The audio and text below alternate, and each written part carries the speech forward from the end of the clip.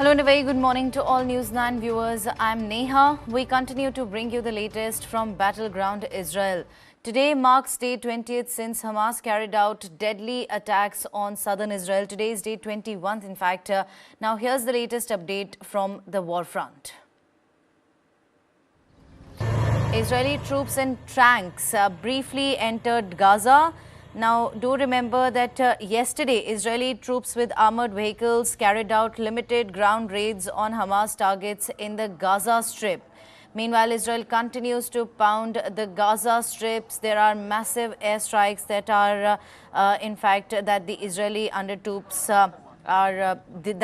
troops are currently undertaking.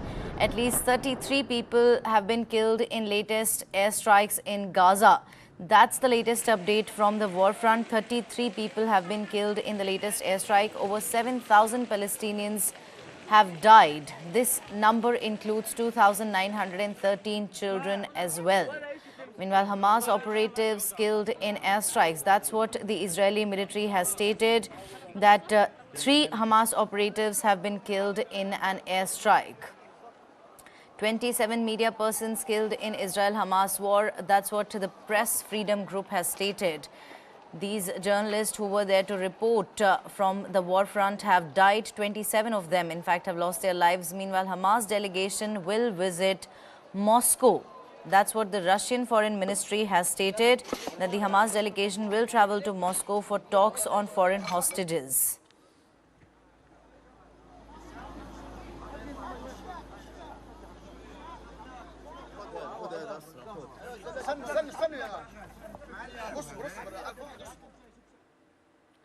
Now, based on precise IDF and ISA intelligence, IDF fighter jets struck 3 senior Hamas operatives in the Daraj Tufa battalion. The battalion's operatives played a significant role in the invasion and murderous attack against Israel on the 7th of October and is considered to be the most significant brigade of the Hamas terrorist organization.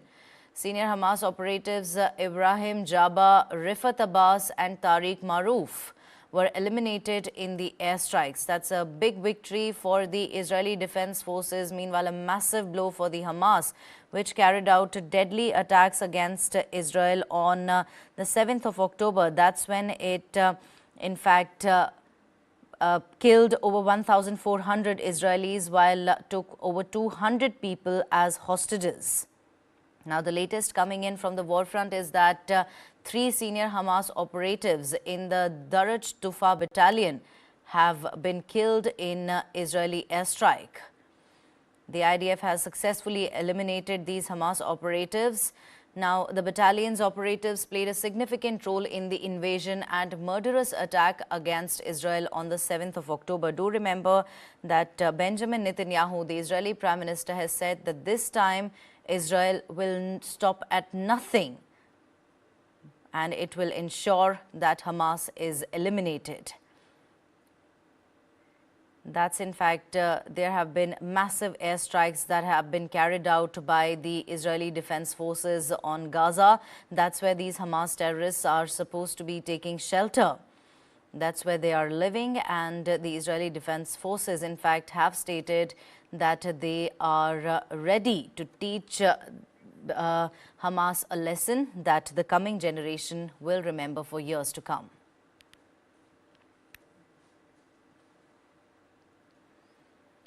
Now, satellite images have been released showing various locations in North Gaza, comparing areas before and after Israeli airstrikes in response to a Hamas attack. Images show devastated structures and terrain. Right on your screens, visuals coming in from before and after Israeli airstrikes. That was in response to a Hamas attack on the 7th of October on southern Israel. This right on your screens, the images showing the extent of damage caused by Israel's bombardment in the Gaza Strip, in fact, North Gaza. Now, the airstrikes continue to devastate parts of the Gaza Strip, destroying homes, businesses, and reducing almost everything to a rubble. These images right on your screen show the devastation that has taken place after Israel retaliated to an uncalled for attack that was in fact carried out by the Hamas terrorists against Israel on the 7th of October.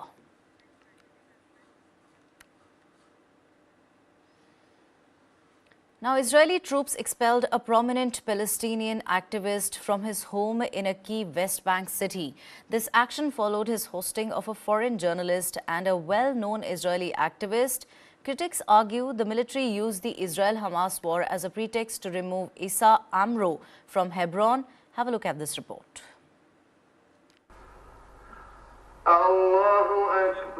Friday prayers sound out in Ramallah, the West Bank's biggest city. But the faithful's prayers soon turned to protest against Israel's devastating strikes on Gaza.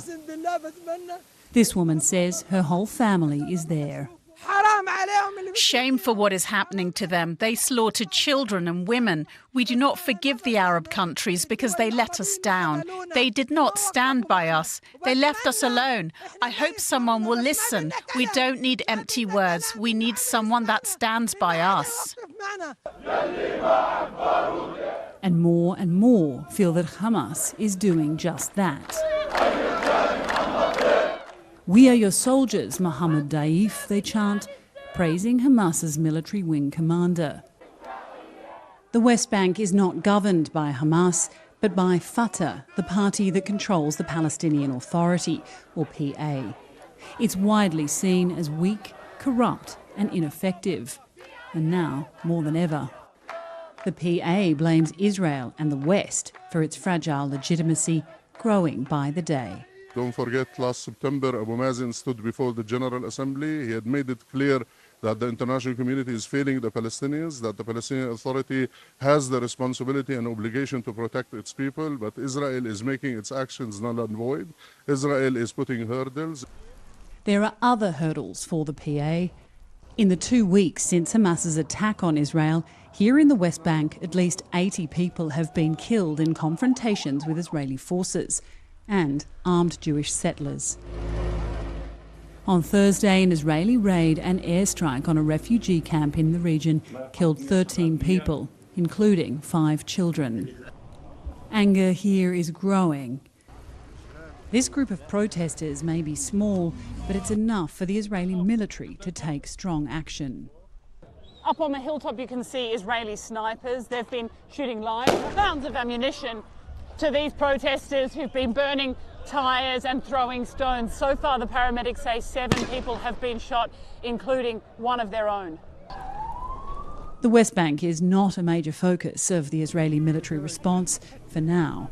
But with the public losing even more faith in the Palestinian Authority and support for Hamas apparently growing, there is a fear here that could soon change. On the 7th of October, Kibbutz Be'eri became one of first Israeli communities targeted by Hamas terrorists.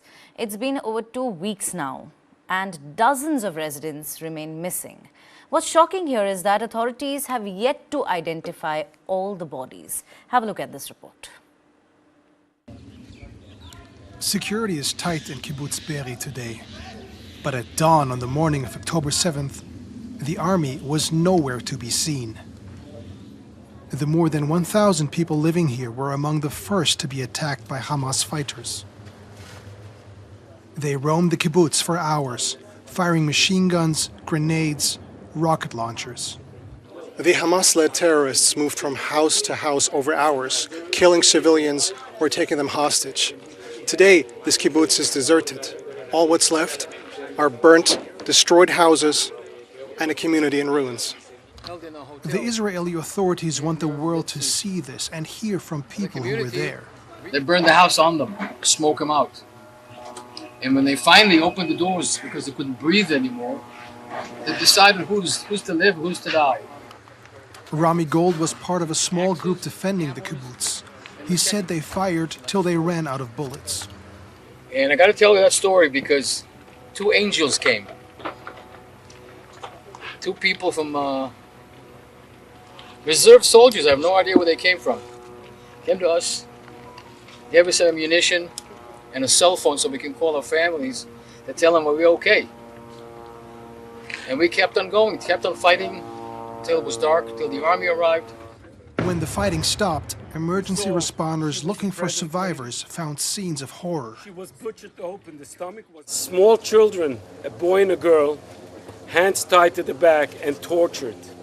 And I'll say tortured now, yes, I'll say it. The father was without an eye. They took out his eye. The mother was, a breast was cut off. And while the children were brutally attacked, and they are sitting in the middle and eating the food of the holiday food, holiday meal that this family was supposed to eat. Physical evidence of what happened at places around the country arrives here at a makeshift morgue in central Israel. These are some of the up to 200 unaccounted for people. More are still being found. We are working day and night at shifts, trying to identify each and every one. This is hard because people were disfigured, mutilated, burned. We are here doing what we're doing because we think this is a holy mission. For us, identifying the last casualties and all of the civilians that got killed is so important. It's for us, we want to give them their final respect. Families waiting to bury their dead and those who saw what happened are angry as well as bereft. At Kibbutz Be'eri, Hamas killed more than 100 people, around 10% of the community. Emergency responder Yossi Landau, who saw the horror, says Hamas cannot be part of the future. We went through a lot. We went through the Holocaust. We went through a lot. We'll be strong. The world is supporting us. Yes, we want the peace. It's a very important thing, the peace. Yes, but not with Hamas. Peace seems a faraway prospect, here in the ruins of Kibbutz Be'eri.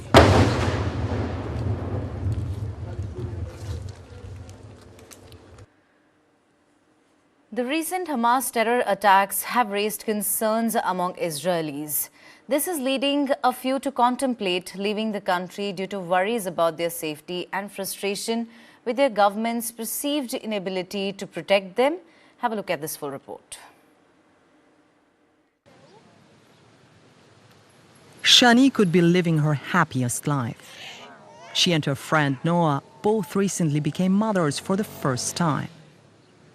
But being safe as Jews in Israel no longer feels like a given. I'm 33 years old. I never felt like I need to be ready to go.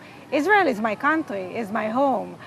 It was always like history, was always stories that happened in the past that never happen again. But now, now it's our life. They want to be able to leave if they have to, so they're organizing paperwork for their babies. Carmi doesn't have a passport yet, so we're preparing that. Earlier, his vaccinations, that won't hold us up from leaving if we will need to leave. The women's conversation revolves around the question of whether to stay or go. They say many people are torn. Israel is made of us, the Jewish people, and if we all leave, nobody will be left. And it's also very sad to think about it. Here in Tel Aviv, hardly anyone feels like swimming. The mood is somber. Everyone is on edge. This is our country. We don't have any other place. So, yes, I'm scared, I'm afraid, but I'm not leaving. Never. A lot of conceptions we had and stories that we told ourselves about what gives us security just broke 2 weeks ago. And now we are trying to establish new stories to tell ourselves what it means to be safe here in Israel. These people are not alone in their concern.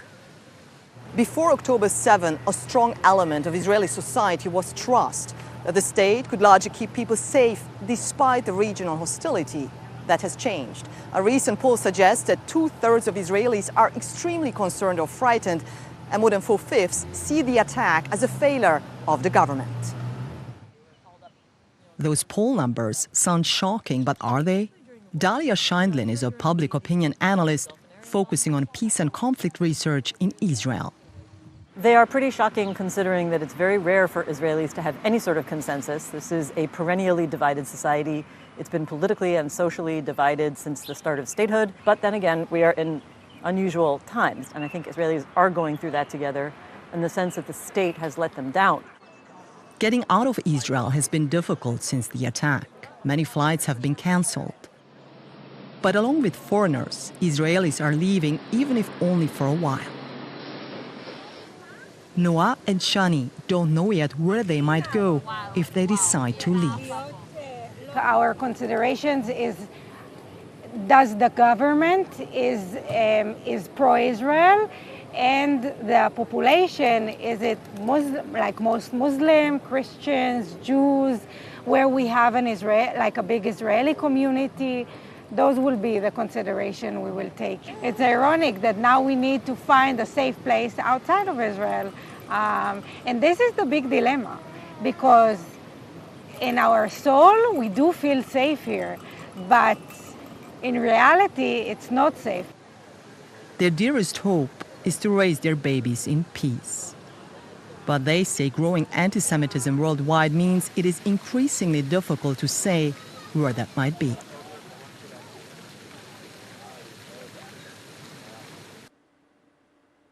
Now, the health ministry in Gaza has issued a 212-page document which it said contained the names and ID numbers of more than 7,000 Palestinians killed during the Israeli bombardment of the enclave. The ministry acted after United States President Joe Biden and the Israeli military questioned the casualty figures issued by the authorities in Gaza, which is controlled by the Islamist Hamas movement. Now, in a press conference held, in fact, the Palestinian ambassador to the UN, Ibrahim Qureshi, defended the latest Gaza death toll figures and criticized Biden for questioning the numbers. We have the names and the addresses and the age of all those Palestinian martyrs.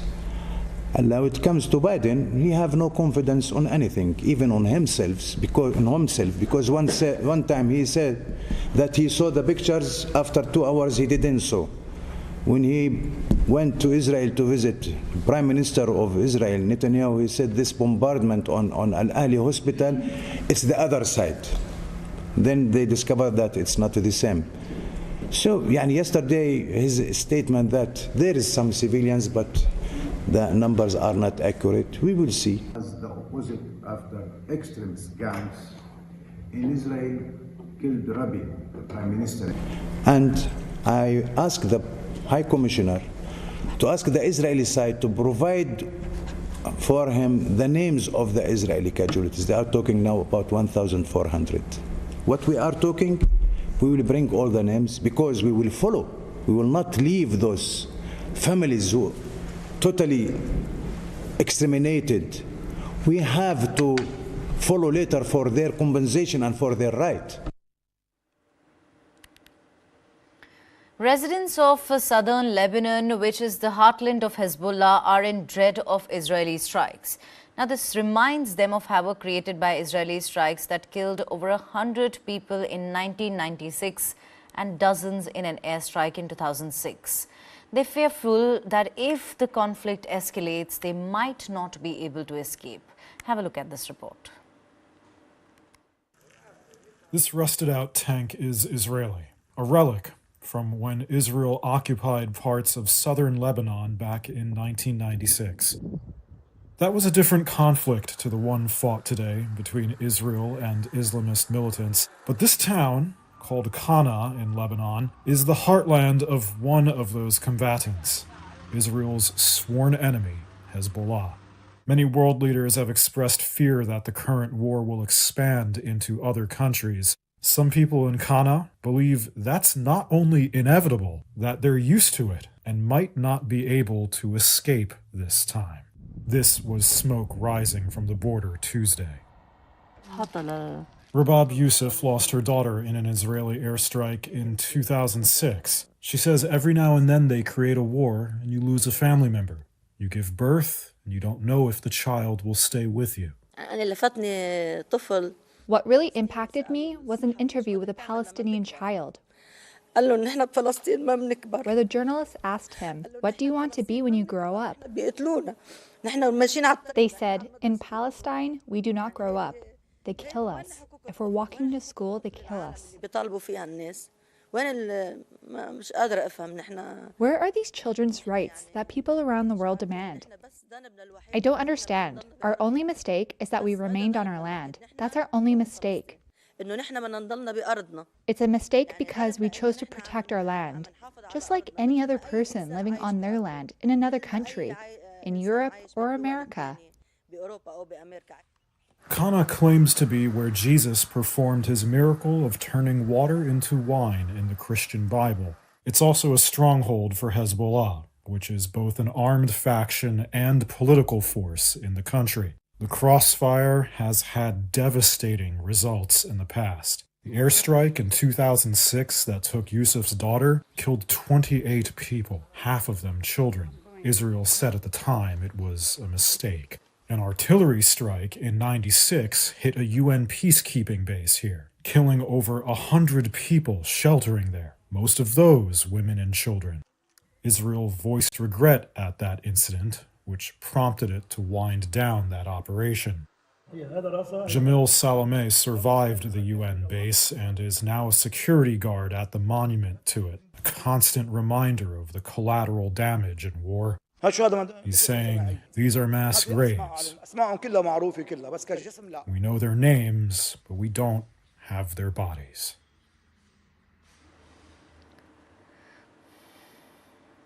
Now, my colleague Neha Khanna had a candid moment with Ehud Barak, former Israeli Prime Minister. Take a listen. We have with us former Prime Minister of Israel, Mr. Ehud Barak. So first and foremost, it is a pleasure to have you on the show. Thank you so much for making the time. Thank you for having me. So first and foremost, let me ask you, why the delay in Israel's ground invasion of Gaza? By all accounts, that is the next stage of the war. I cannot go into the detail. I'm not even sure that I know all the details, but there are many considerations. This operation that has to go on the ground because we want to eliminate, as you have mentioned, the physical military capabilities of Hamas in Gaza Strip and put them out of power there. That cannot be completed just from the air, from airstrikes. So we have to deploy probably many thousands of soldiers on the ground, or probably a few thousand, but a long time, and making more and more operations. But this operation is taking place under 4 different constraints. Number 1 is the hostages that you have already mentioned. Number 2 is the risk that it will spread into a regional war with the Hezbollah in the north, or probably others. Number 3 is the international law. Israel committed to the international law. We don't want to repeat the standards of these barbaric terrorists, Al-Qaeda-like. And number 4 is the question, okay, assume that we finished. In 3 months from now, we took over Hamas and erased all its military capabilities. To whom we pass the torch, the ruling of the Gaza Strip. These are 4 constraints, and because they are interconnected and develop a long time, we cannot make trajectory. I cannot tell you what will happen. We have to trust our war cabinet and our Supreme Command of the Armed Forces. So you've touched upon some very important points. I want to dwell on them one by one. But first, let me ask you, is there pressure from countries like the United States for Israel to not go ahead with a ground invasion? No, I don't think that the United States pretends to be able to dictate to Israel. Israel is sovereign. We suffered a major blow, probably the most severe blow that we suffered since the establishment of Israel, which is about the same time with the establishment of India. And it was really unprecedented attack, slaughtering civilians. No freely elected government can afford sitting idle and not responding to it very forcefully. So it's not the case that we just invented it. We have to do it, and we will do it. And on the way, we will have to take into account all these constraints that I've mentioned. In a UNRWA camp for displaced Palestinians in Gaza, residents are facing dire conditions. A displaced Gazan shared that despite being safe from bombardment, they're suffering from food and water shortages. They're forced to drink polluted water and have access to only half a loaf of bread every 2 days. Now, according to UN officials, UNRWA workers are doing their best to distribute aid, but there are severe shortages in food supplies, fuel and medication. Do remember that it was only last Saturday when Israel allowed aid to reach Gaza through Rafah crossing. There are about 4 batches of aid so far that have reached the devastated people of Gaza, beg your pardon. Now here in a UNRWA camp for displaced Palestinians, residents are facing dire conditions. They say even though they are safe from bombardment, they still are suffering from food and water shortages.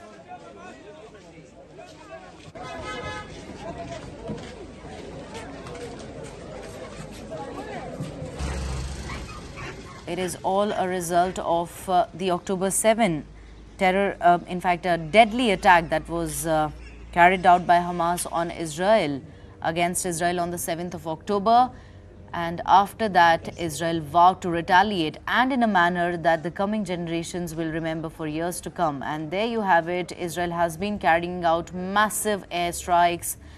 They're also not leaving any stone unturned to eradicate Hamas. But amidst all of this, it is the people of Gaza who are not at fault but are suffering. Right on your screens, this is the plight of Gazans, and these are few stories that they shared. Now they say that there is a severe shortage in food supplies, fuel as well as medications. In recent footage released, explosions, smoke and flares were visible near the Israel-Gaza border. Loudspeakers blared color red, signifying incoming rockets in southern Israel. Israel confirmed its ground forces had entered Gaza overnight to target Hamas, with Prime Minister Benjamin Netanyahu indicating preparations for a potential ground invasion. Well, do remember that Israeli troops have already carried out limited ground raids on Hamas targets in Gaza Strip just yesterday. Now, this escalation follows nearly 3 weeks of Israeli airstrikes triggered by a mass killing spree in southern Israel by Iranian-backed Hamas terrorists, worsening the situation in the besieged Palestinian enclave.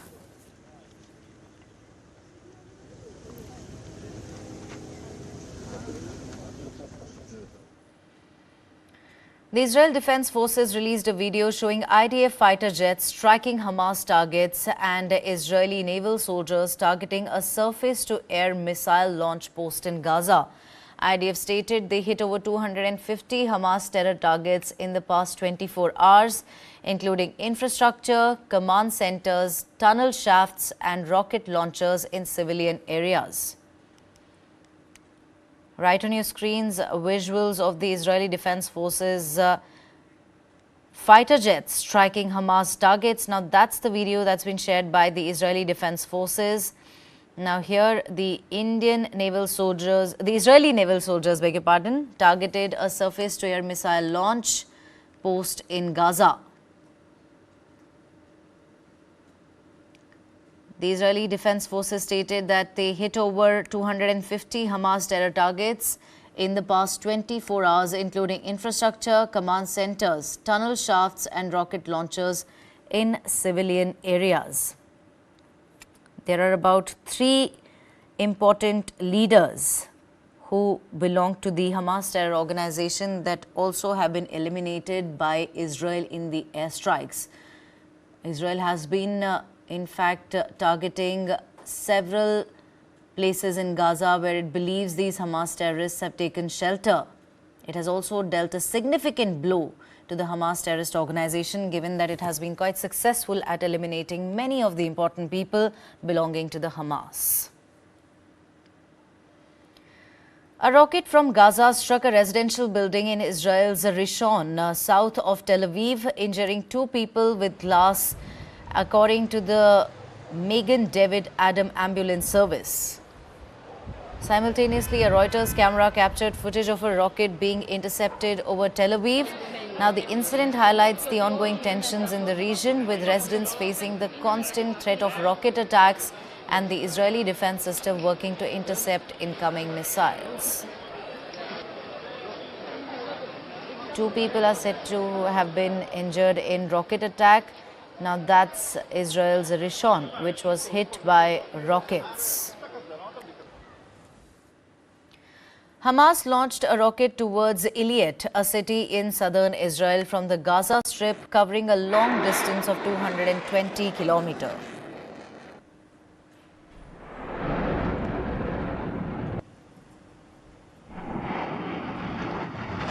The Israeli military confirmed the rocket hit an area near Eilat. Now, there's no news yet on any injuries, making this the longest range attack since the war began on the 7th of October. Hamas shared a video claiming responsibility, but news agencies could not confirm its location or date.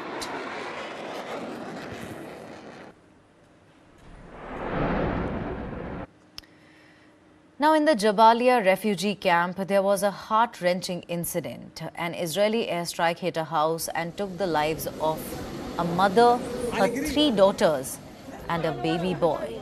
The father, who had experienced displacement in the past, refused to leave his home.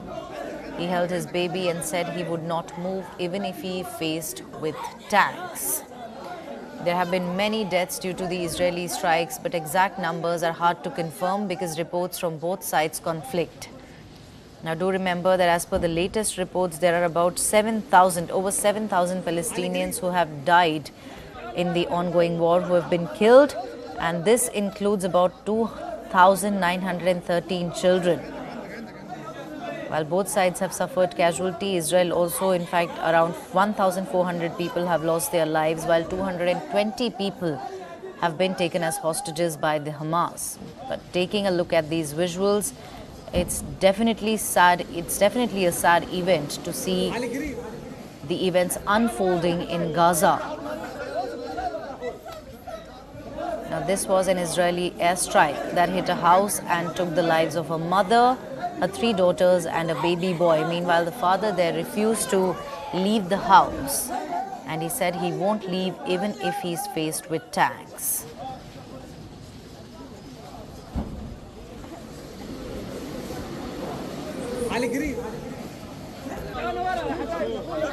We obviously cannot show you these visuals given the kind of graphic content that they carry, but here's the information that is related to these visuals. It's absolutely horrifying to see the events unfolding in war-torn Gaza. In Lebanon, elderly refugees who fled their homes during Israel's creation in 1948 see echoes of their own displacement when they witness the conflict in Gaza. Living in cramped camps, they long to return to their homeland. Palestinians in Lebanon remain stateless, unable to own property or access many jobs. The conflict in Gaza has reignited their hope for a homeland. Meanwhile, in Gaza, where many Palestinians live as refugees, people are forced to flee their homes again due to the ongoing Israeli airstrikes, adding to their long-standing struggles for stability and peace.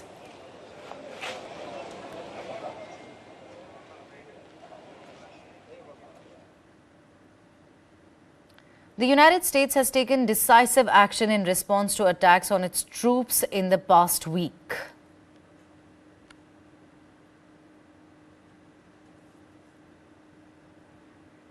Now, in a statement released earlier today, United States President Joe Biden ordered military strikes against 2 facilities in Syria.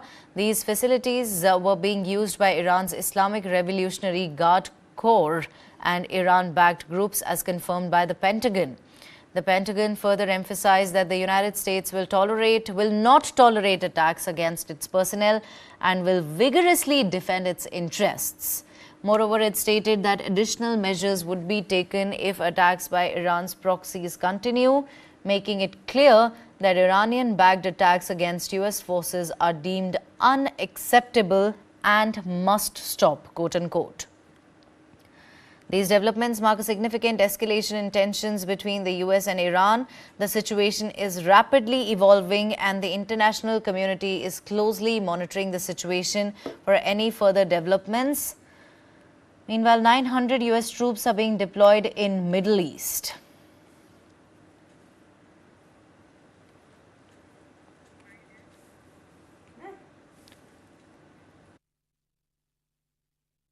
As part of our efforts to deter a broader conflict and further bolster U.S. force protection capabilities, I can confirm that since our initial force posture announcement, approximately 900 troops have subsequently deployed or are in the process of deploying to the U.S. Central Command area of responsibility. These include forces that have been on prepare to deploy orders and which are deploying from the continental United States. Deployed and deploying units include a terminal high-altitude area defense battery from Fort Bliss, Texas, Patriot batteries from Fort Sill, Oklahoma, Patriot and Avenger batteries from Fort Liberty, North Carolina, and associated air defense headquarters elements from Fort Bliss and Fort Cavados, Texas. While I won't talk specific deployment locations for these forces, I can confirm that they are not going to Israel and that, again, they are intended to support regional deterrence efforts and further bolster U.S. force protection capabilities.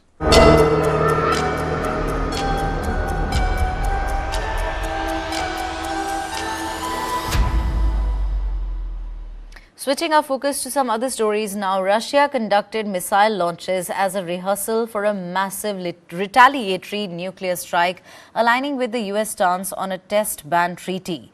Moscow moved to revoke its ratification of the treaty amid tensions over Ukraine. President Putin's approval is pending. Now, the move raises concerns about a potential arms race and further nuclear tests worldwide. Have a look at this report.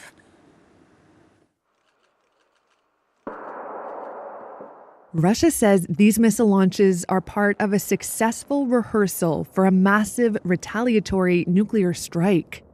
That's how Defense Minister Sergei Shoigu characterized it to President Vladimir Putin in footage aired on Russian state TV. It's a show of force that coincides with Moscow moving quickly to revoke its ratification of a treaty banning nuclear tests.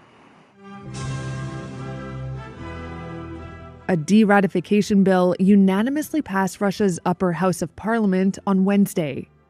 Putin will have the final sign-off. Russia has the world's largest nuclear arsenal and currently sees itself in an existential standoff with the West over Ukraine. Moscow says revoking the treaty's ratification will line it up with Washington's stance. The U.S. signed, but has never ratified the same document. If the United States continues to take no steps to fulfill its obligations, then this agreement will remain a sham. Upper House Speaker Valentina Matvienko told lawmakers. While the Comprehensive Test Ban Treaty has never formally come into force, it has made nuclear testing taboo. Russia carries out exercises to test its so-called nuclear triad from time to time. The U.S. also carries out regular drills. Arms control experts say a test by either side could spark a new arms race and trigger more tests from other countries. Moscow says it has no plans to start testing unless Washington does it first. Mercedes-Benz warns of a challenging electric vehicle market, citing intense price competition and supply chain issues. Despite a nearly 7% drop in pre-tax earnings to $5 billion in Q3, the company refrained from reducing prices. Its chief financial officer emphasized the industry's need for change. Now, the shares fell 5% in response. Other car makers like Ford and Tesla have also cut prices this year to boost demand.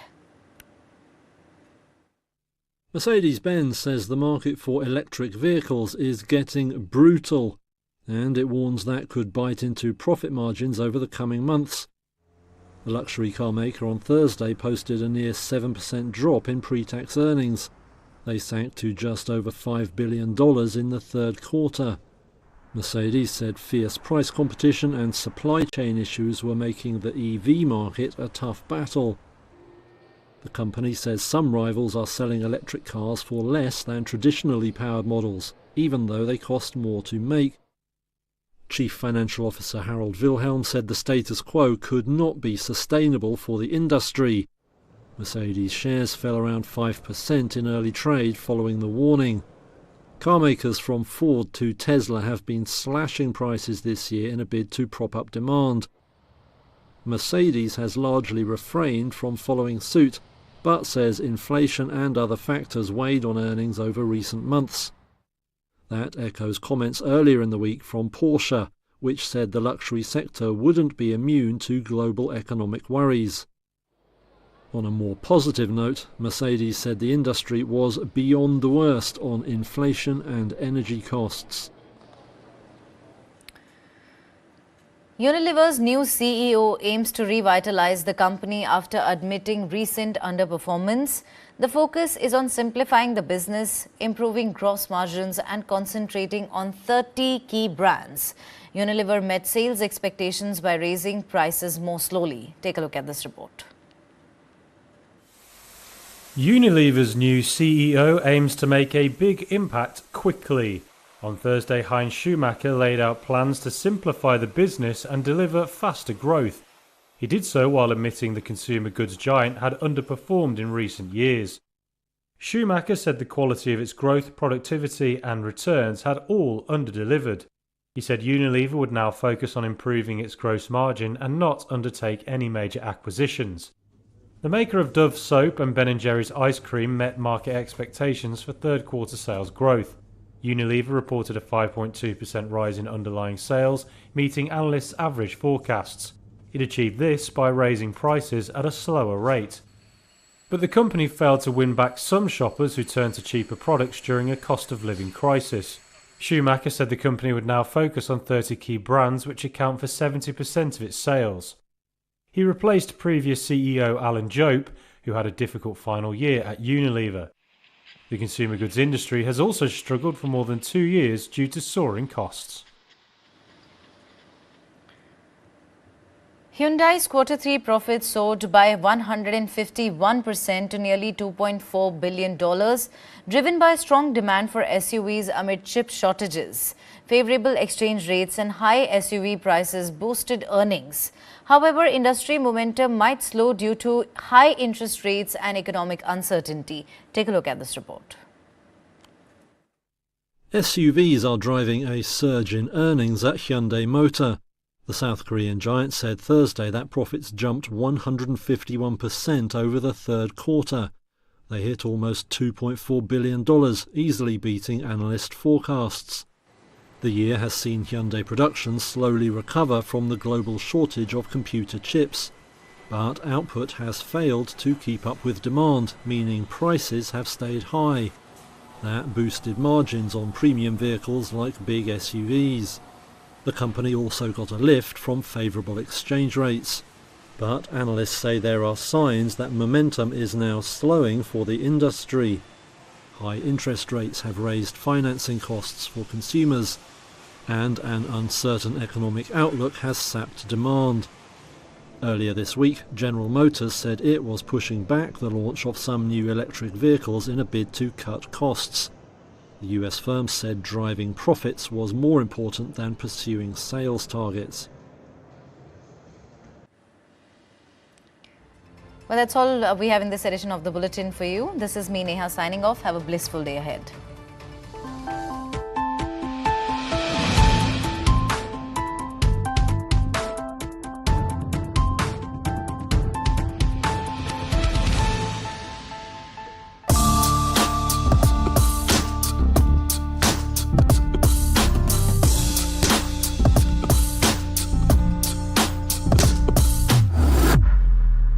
Engineering कर रहे हैं, जो कि सभी लोग कर रहे हैं.